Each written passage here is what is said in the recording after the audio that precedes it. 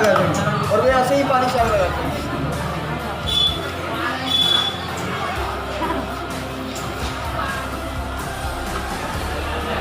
अब हवन शुरू हो गया।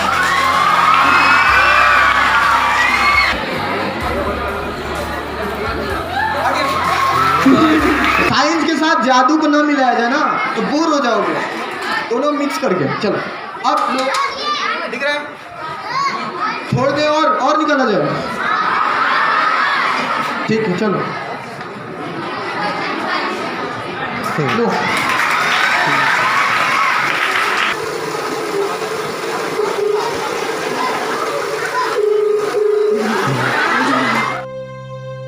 कहते हैं दोस्तों, वक्त इंसानों को अपना पहचान दिलाता है। यदि इंसान कोई भी कार्य को वक्त के साथ अगर करने का प्रयास करे तो बिल्कुल ही उसे प्राप्त कर सकता है। जी हाँ दोस्तों, यदि आपके अंदर टैलेंट हो तो कोई भी चीज आपके लिए बड़ा नहीं, आप समय रहते उसे आसानी से प्राप्त कर सकते हैं। जी हाँ दोस्तों, इसी तरह आज हम आपको एक किस्सा सुनाएंगे एक ऐसे ही सज्जन को जो आपके बीच और आपकी दुनिया को और आपके विज्ञान को समझाने में इनका अलग पहचान था।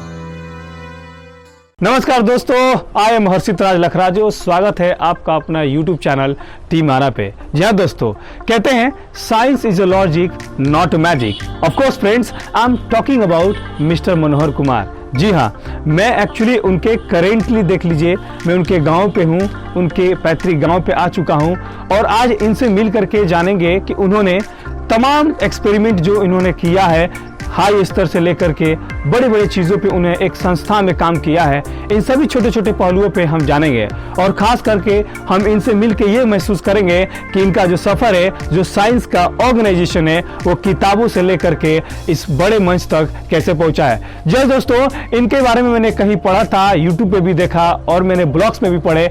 इनका एक ही सपना है कि जो साइंस का जो इतना ब्रॉड है पूरी दुनिया में, हर तमाम बच्चों तक पहुंचे। तो I request to every children, please wait and watch, बने रहिए। आज हम उनसे मिल करके सभी छोटे छोटे क्वेश्चंस पे आज चर्चा करेंगे और जानेंगे उनका सफर एक छोटे संस्थान से बड़े संस्थान तक कैसे गया साइंस के माध्यम से। धन्यवाद दोस्तों।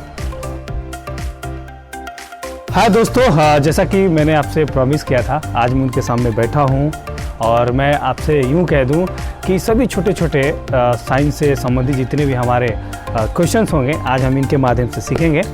तो सबसे पहले sir, you huge congratulations for your just to crack this year NET JRF examination. कैसा रहा आपका अनुभव? Thank you. सबसे पहले आपकी टीम को तो धन्यवाद कि आप इस तरह का इनिशिएटिव ले रहे हैं। और नेट जेआरएफ का एक नॉर्मल एग्ज़ाम है जो कि हायर एजुकेशन के लिए या बोले कि असिस्टेंट प्रोफेसर लेवल का एक योग्यता देता है। बिल्कुल, तो वो क्लियर हुआ। बिल्कुल, ये सच में एक स्टूडेंट के लिए बहुत ही बड़ा सम्मान होता है अपने जीवन में सफलता के दृष्टिकोण से।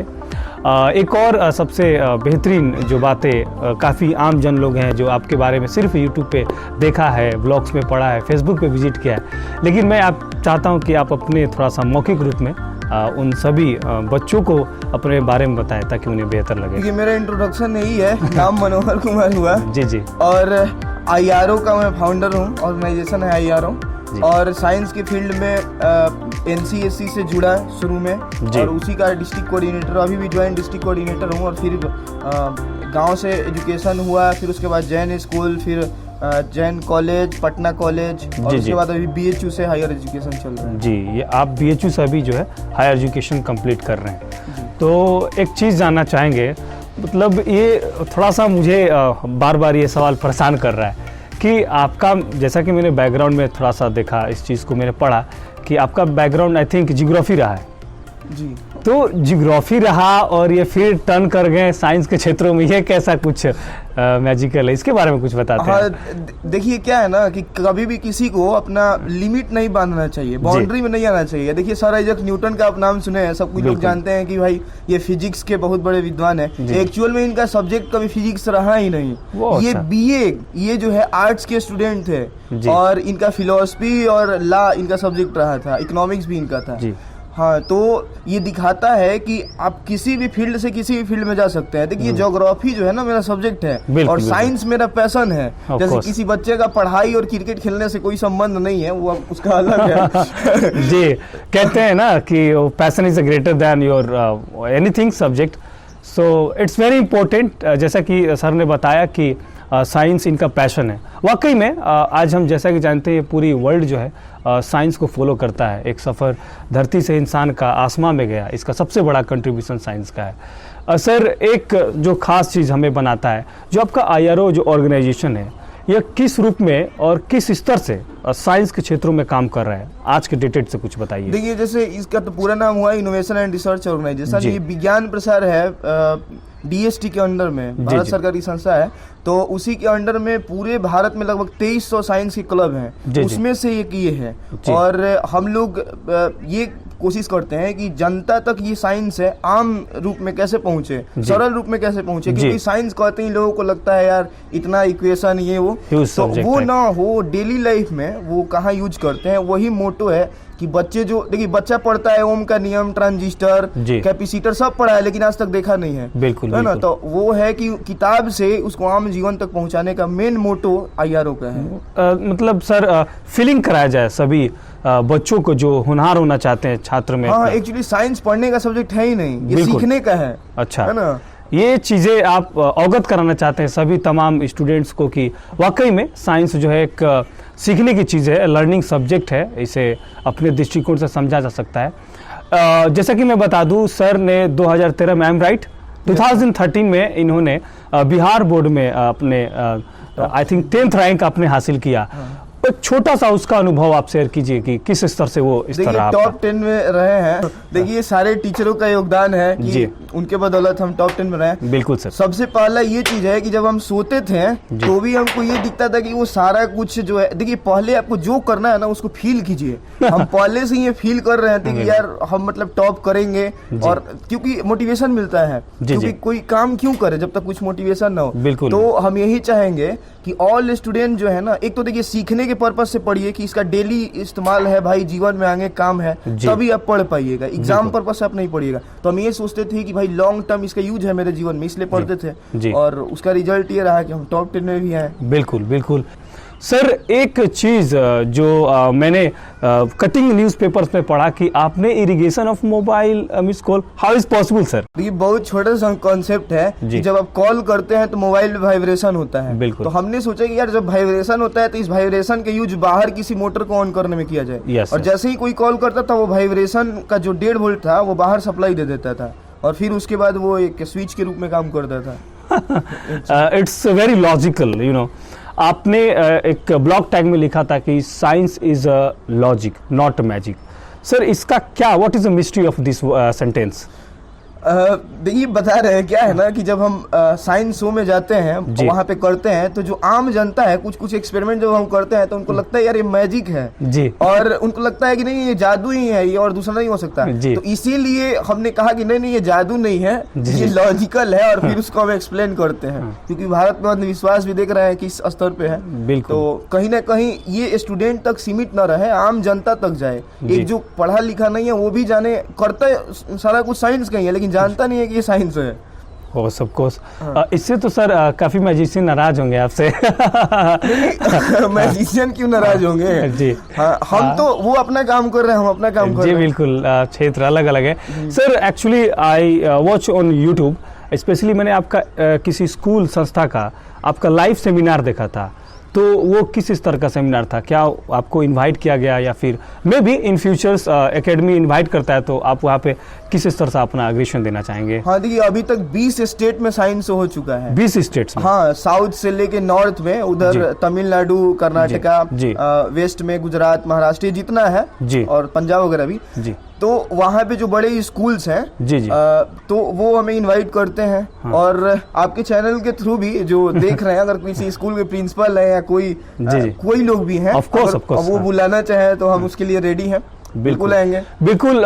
ये सर, इट इज ट्रू कि जो बातें हम किताबों में पढ़ते हैं, जो हमें इरिटेटिंग लगता है, कोई गाइडेंस नहीं मिल पाता है परफेक्ट, और उसे कोई समझा के इजी में भी अगर दिखाना चाहे तो I request to every school and colleges please if you require this, if you invite this, इनका परफॉर्मेंस अपने हिसाब से बेहतर होगा साइंस के क्षेत्रों में। सर एक चीज़ जो आम बच्चों को जब वो साइंस को लेकर के एज अ सब्जेक्ट पढ़ना चाहते हैं तो इनिशियल में स्टार्टिंग में उन्हें किस बातों का ध्यान देना चाहिए? देखिए ये जो टीचर पे बहुत निर्भर करता है जी। हमारे में भी जो अंदर साइंस के प्रति रुचि है, ये जान के आप आश्चर्य होइएगा जी कि एक हिस्ट्री के टीचर ने हमको इसमें रुचि ला दिया है। हिस्ट्री के टीचर थे और वो बताते थे कि एक वो होटल में गए थे और वहाँ पे एक नल था, जैसे ही वो हाथ लगाते थे ऑन हो जाता था, तो हम पूछते सर कैसे होता था, तो वो फिर बताते थे। वो हिस्ट्री के टीचर होके और इस तरह कर दिए।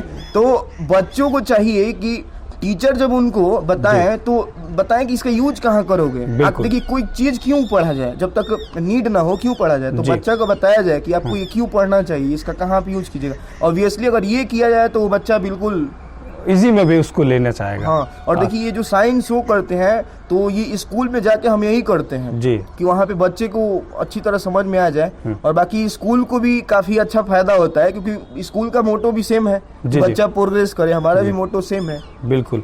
सर अभी फिलहाल कितना आपका यूट्यूब पे वीडियोस क्लिप हो चुके होंगे? NCSC एक भारत सरकार का कार्यक्रम है, तो उसको भी जो है हम प्रमोट करने का काम करते हैं ताकि बच्चा उसमें भाग ले सके। बिल्कुल। हाँ, तो उसके भी कुछ वीडियोस होंगे। बाकी हम ज्यादा ऑफलाइन पे विश्वास करते हैं। देखिए जो दूर दराज के क्षेत्र हैं वहाँ पे इंटरनेट कनेक्टिविटी नहीं है, बिल्कुल, और सबके पास स्मार्टफोन नहीं है, तो जो ये यूट्यूब और डिजिटल इंडिया का कॉन्सेप्ट है, ये भले हम पहुँच सके मध्यम वर्ग के छात्रों तक, लेकिन जो निचले वर्ग के छात्र हैं वहाँ तो ग्राउंड पे ही जाना पड़ेगा। बिल्कुल बिल्कुल। तो हम उसमें विश्वास रखते हैं कि बात तो रूट तक पहुंचनी चाहिए। बिल्कुल। सर मुझे याद है मैं APJ अब्दुल कलाम से आपको अवॉर्डेड होते हुए मैंने एक क्लिप देखा था, उसका क्या रहस्य है? ये कब आपके साथ ये इतना मेमोरेबल डे फेस किए थे आप? हाँ 2012 में था जी। और देखिए एक और चीज मैं बता रहा हूँ जी कि किसी कोई भी अवार्ड या कुछ भी है ना, ये वास्तव में मोटिवेशन नहीं होता है जी। आपका जो अंदर से पैशन है वही मोटिवेशन होता है। अच्छा। इसलिए कि आप कुछ कर रहे हैं, कुछ अवार्ड मिलेगा, और इसके लिए तो हमको नहीं लगता कि फिर ये ज्यादा दिन टिक पाएगा। फिर भी सर ये आप थोड़ा इसके बारे में बताएं बच्चों को। एक गाँव प्राइमरी स्कूल से लेकर के जो BHU का सफर रहा है, ये कुछ रास्ता को हमें बताते कि किस स्तर से बच्चों को जो है ये अगर करे तो जीवन में आगे बढ़ने का उन्हें अवसर प्रदान हो। देखिए आपने पूछा है कि BHU तक का सफर, तो क्या है कि प्राइमरी स्कूल जो है, मिडिल स्कूल कायम नगर जो मेरा गांव है जी, हमने वहीं से किया, और उसके बाद आरा में जैन स्कूल है जी। और वो जैन स्कूल जो है ना हमारे लिए मतलब कहा जाए कि विटामिन का काम किया। वहाँ से बहुत जो है हमको प्रोत्साहन मिला कि तुम ऐसा करो, और सारा कुछ वहीं से जो आज है, तो उस जैन स्कूल का बहुत बड़ा रोल है जी। और फिर उसके बाद हम गए जैन कॉलेज में 12th की पढ़ाई करी, और 12th बाद जो है हम पटना यूनिवर्सिटी में, पटना कॉलेज में ज्योग्राफी पढ़े, क्योंकि हमको उधर भी इंटरेस्ट था। और देखिए उस समय जो सब्जेक्ट था मेरा, ज्योग्राफी था, हिस्ट्री था, पोल साइंस था, बिल्कुल उसमें भी रुचि था। उसके बाद हमने BHU का फॉर्म भरा और वहाँ पे एंट्रेंस क्लियर हुआ, फिर हम BHU पहुंचे। तो देखिए हम और बच्चों को यही कहना चाहेंगे कि अगर आप जिस क्लास में है, यानी कर्जेंट वाला जो है, आप उसको आप बेहतर ढंग से पढ़े तो आपका फ्यूचर सही हो जाएगा। बिल्कुल, क्योंकि आप फ्यूचर में जाके अपना फ्यूचर नहीं चेंज कर सकते। सही बात है। फ्यूचर चेंज करने के लिए प्रेजेंट ही है। बिल्कुल बिल्कुल बिल्कुल। सर सबसे खास सवाल उन तमाम स्टूडेंट के माध्यम से काफ़ी कमेंट सेक्शन में भी हमें जानने को मिला कि जब वो अपनी पढ़ाई मैट्रिक और इंटर कर लेते हैं तो इन फ्यूचर जब वो ग्रेजुएशन में जाते हैं तो उनका किस स्तर से बेहतर बनने के लिए स्टेप होना चाहिए, किस सब्जेक्ट में ज़्यादा ध्यान देना चाहिए? मतलब पूछ रहे हैं आप सब्जेक्ट के चयन के बारे में? जी। देखिए अगर 12th तक बच्चा अगर पढ़ रहा है तो उसको पूरा आइडिया हो जाता है कि उसको किस में मन लग रहा है। बिल्कुल, है ना। तो अगर उसको मन अगर साइंस में लग रहा है तो फिर उसमें जाए, अगर उसका मन कुछ बिजनेस में लग रहा है तो BBA वगैरह MBA कर सकता है, उस फील्ड में जाए। क्योंकि देखिए साइंस फील्ड में लोग समझते हैं कि बस डॉक्टर, इंजीनियर, ऐसा कुछ नहीं है। जी, देखिए जी। अगर आप किसी चीज में रुचि रखते हैं ना तो कोई फील्ड ना भी हो तो तैयार कर लीजिएगा। बिल्कुल, अब बिल्कुल। ये साइंस वाला कौन सा कैरियर था, जी, जी। एक नया फील्ड तैयार हो गया। बिल्कुल। और दूसरा चीज कि बच्चे कंफ्यूज रहते हैं, किसी को पढ़ने में मन नहीं लगता है, ये सब जो है तो ये नई बात नहीं है। जी जी जो हम लोग का एजुकेशन सिस्टम है और जिस तरह से लेंदी बनाया हुआ है जी, तो जी। ऑब्वियसली कोई बच्चा फ्रस्ट्रेट हो जाएगा। बिल्कुल बिल्कुल हाँ, तो एक उदाहरण हम देना चाहेंगे थॉमस अल्वा एडिसन का। बिल्कुल। हाँ, तो थॉमस अल्वा एडिसन को स्कूल से निकाल दिया गया था ये कह के कि बच्चा ये आपका मंद बुद्धि का है जी। और ये जो है हम लोग इसको पढ़ा नहीं सकते हैं। जी, जी। लेकिन उसकी माँ उनको इतना मोटिवेट की कि नहीं ये बच्चा अच्छा कर सकता है और वो बच्चा जो है आगे चल के साइंटिस्ट बना, जी, जी। बल्ब का आविष्कार किया। अब बिल्कुल। देखिए कोई बच्चा फेल हो जाता है, जी। एक बार फेल हो गया तो बोलेगा कि फ्रस्ट्रेट हो जाएगा ये वो। तो हम बता दें कि यही थॉमस अल्वा एडिसन बल्ब बनाने के लिए 99 बार प्रयास किए, क्या 100वें बार सफल हुए? नहीं जी 999 बार प्रयास किए, 1000वें बार भी नहीं हुए। आप जान के ताजुब होइएगा, ये 9999 बार प्रयास किए अरे। और 10वें हजार में ये सफल हुए। तो जी। इनके जो इंटरव्यूअर एक बार ऐसे ही उनसे इंटरव्यू ले रहे थे तो पूछे प्रेस वाले, तो इन्होंने कहा कि हम फेल कब हुए, हम तो ये जाने कि 9999 तरीके से बल्ब नहीं बनाया जा सकता है, इसको बिल्कुल। छोड़कर आप कुछ ट्राई कर सकते हैं। जी। तो वही चीज है ना कि वो तो ये जान जाएंगे ना कि ये तरीके से इस एग्जाम को नहीं क्रैक किया जा सकता है या कुछ। और देखिए एग्जाम एग्जाम एग्जाम केवल बच्चा को एग्जाम तक नहीं रहना चाहिए। हम प्रेफर करते हैं कि बच्चा कुछ क्रिएटिव है तो जी। वो किसी जॉब में जाने से बेहतर है कुछ अपना करे, कुछ जी, जी। स्टार्टअप करे। अभी भारत में कोई एक भी कंपनी है जो भारतीय मार्केट को कैप्चर की है? नहीं है। तो ये सब पूरा गैप क्रिएट है। बिल्कुल बिल्कुल। अभी जो भारत का एक्सपोर्ट है बहुत नीचे चला गया है, कभी ये 25% हुआ करता था। जी जी तो ये सब युवा को जो है ये इनिशिएटिव लेना पड़ेगा। बिल्कुल।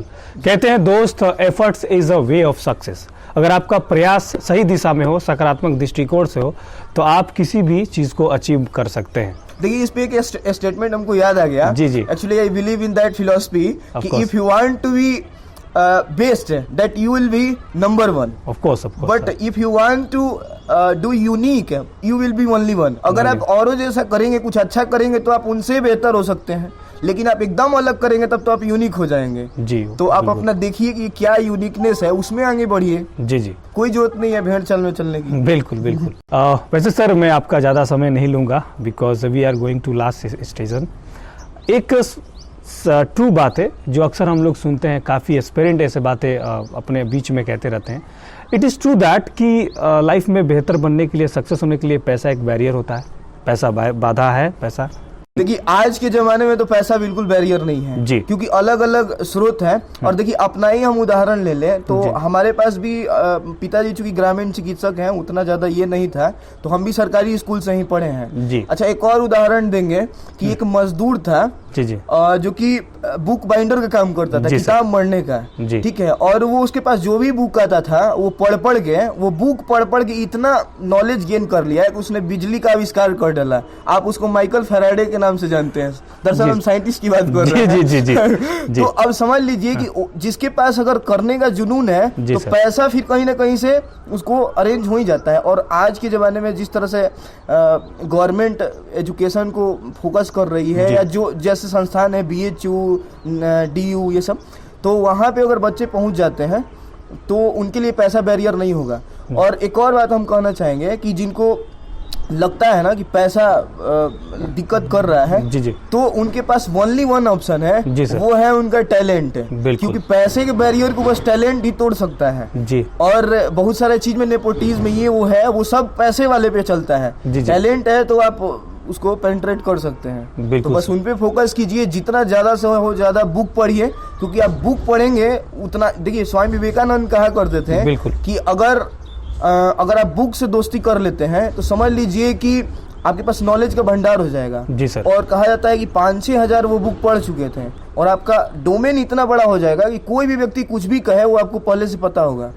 तो बुक पढ़ना तो बहुत जरूरी है। आज बिल गेट्स जैसे लोग भी बिजनेसमैन है जी, जी। और समझ लीजिए कि वो भी डेली बुक पढ़ते हैं। तो बिल्कुल। हर सफल व्यक्ति बुक तो जरूर पढ़ता है। तो दोस्तों यदि ये वीडियो आपको पसंद आए तो अपने दोस्तों तक इसे अवश्य शेयर करें, लाइक करें। और सबसे खास चीज़ जो आज का हमारा सेशन था, in fact it is related to our science, किस तरह से साइंस को ग्रोथ किया जाए, क्या साइंस में इंपॉर्टेंट चीज़ है।